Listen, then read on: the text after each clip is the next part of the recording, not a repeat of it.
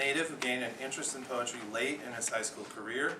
As he progressed through his first year at the university, he became so interested in the art that he switched his major to creative writing. He plans to graduate with honors this semester, preparing his poetry portfolio with Professors Ken Irby and William Harris. Tim Marta.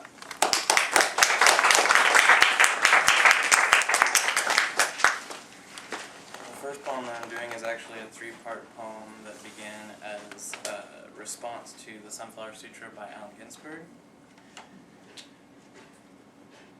Manufactured corpses, scattered disrepair, shattered, alone, sullen, decaying, with tree root wires, rebar, pipes, trunk of oil drums, leaves of scrap paper and foil. Leaking batteries, a dead doll, a broken glass, I raise. Here's to you, the fallen, forgotten. To you, returning to the soil from whence you came, I raise this shattered glass to your shattered window, long dead train car. No sign of natural life is seen, save the uprooted, rotting husk of a sunflower. The lone soldier of the natural living, destroyed by that which could kill the non-living. Seatless chairs, broken wheelbarrows, busted cars crying shattered glass tears from once glowing eyes. The colors, once vivid, fade to gray and rust and black. Farther from the center of Dis, a Stygian flow of motor oil and battery acid, yet still so less harsh as grass reclaims the loosely defined soil, growing where it can and maybe shouldn't. A scrapped, upturned hood of a truck turned flower pot as it fades to red sand. Cavity-filled teeth of a dilapidated, decaying baby grand lie in ones and twos on the ground.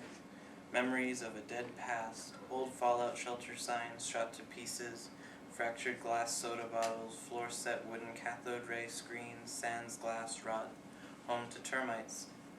Old, unloved garden tools wish for their youth, when they were something. Foundations they dug, yards they beautified, now a red-brown necklace head. Plenty of things don't know what they are anymore, compost and shredded scrap, dying undignified in heaps, mass graves uncovered. Outward, the upper tiers of hell, brave, hungry birds risk poisoning, and rats hide in soup cans breeding rats and rats. Roaches explore the wasteland, rotting food and old stained flyers, single gloves, shoes, and socks, dried tissues and antifreeze bottles. To the vestibule, a wasp nest built of an old piece of plywood. A fox sniffed for scraps, bringing mechanically separated chicken to its kits, leaving the plastic doll with sauce-stained dress behind, only interesting to humans, or for teething cubs to find on their own. Part 2. The Land of Judgment. Outward from the wasteland to the social realm, where there are many twos. His hair is too long, her dress is too short, her hair is too curly. In some places, his skin is too dark, too different, too conformist, too loud, too quiet, too smart, too dumb, too mean, too nice, too cool, too many piercings and a tattoo, too.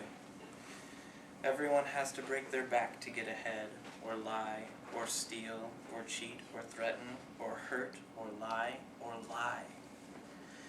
It's all fair.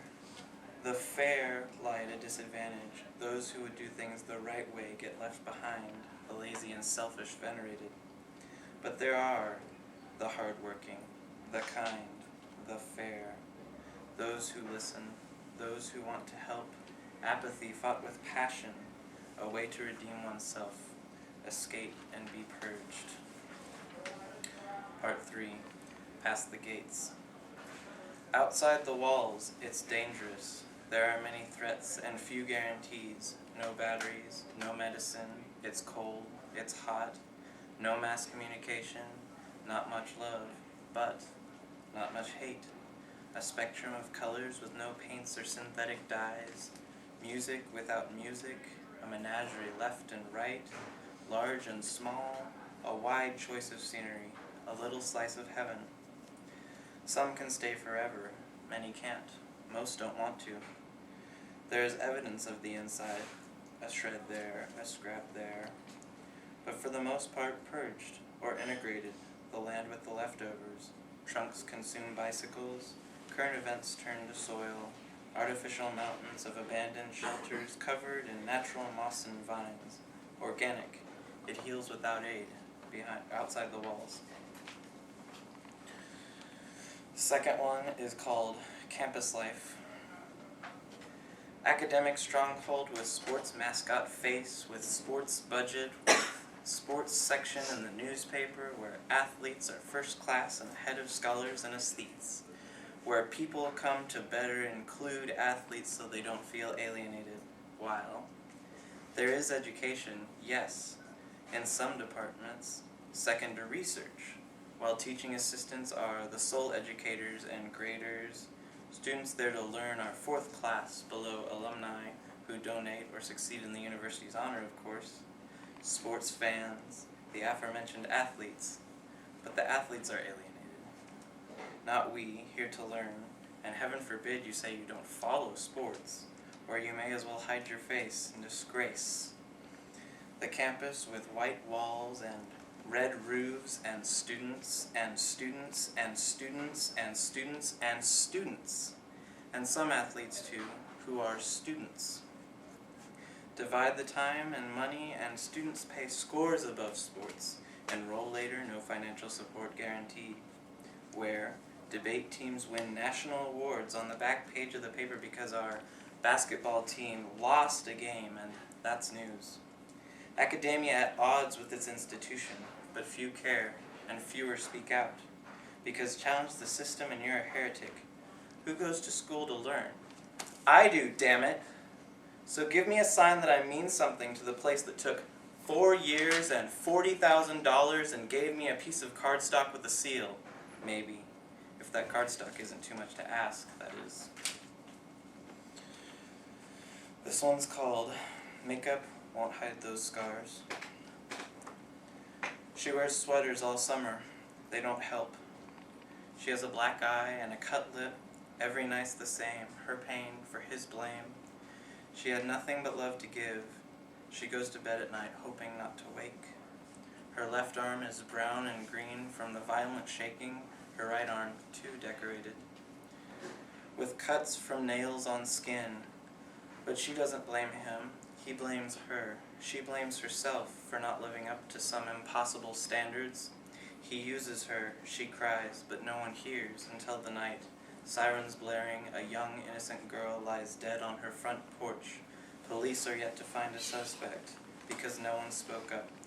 The makeup didn't hide the scars. Everyone who knew her did when they didn't ask, "Are you okay? Is she okay now?" Don't ask her. She won't tell you. And then my final piece, unless I have more time, is spring cleaning. End of the school year. Cleaning out the rooms. You see it on the shelf. You avoid it, make excuses, until there is nothing else. That senior yearbook will make its home beside the others, but not yet. You flip through the pages, and then, plain as day, faces you can never see again. So young, so long. Deceased, anemia, his 19th birthday. Deceased, overdose, age 18. Deceased, hit by a drunk driver, age 17. Deceased, suicide, age 19. These pin strokes reconfirming with authority the harsh truth, the irreparable damage on the highest level. You look through again, leaving newspaper articles. Girl, 19, crippled in accident, scholarship lost. She was celebrating graduation and was in a wreck, a track star with a full ride, paralyzed from the waist down. A young man, 18, arrested in double homicide, so young, so sick, so fragile. Yet these people with their whole lives ahead of them, their whole lives taken from them by themselves or others. You put the book away in both hope for and fear, doing it again next year, when you'll get to see those faces again, as well as you'll ever get to see them.